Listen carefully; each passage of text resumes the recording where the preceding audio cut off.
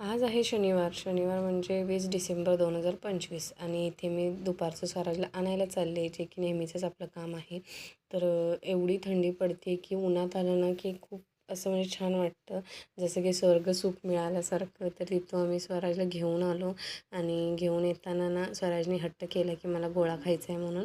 मग तो 10 रुपयाचा गोळा घेतला. तिथून मग जसं ठरलं होतं ना की दर शनिवारी उसाचा रस प्यायचा, त्याप्रमाणे आम्ही ते उसाचा रस प्यायला आलो. आणि मी तुलासुद्धा आज प्यायचा होता म्हणून ती आली होती. मागच्या शनिवारी काही ती नव्हती, त्याच्यामुळे तिला काही त्यावेळेस पिता आलं नाही.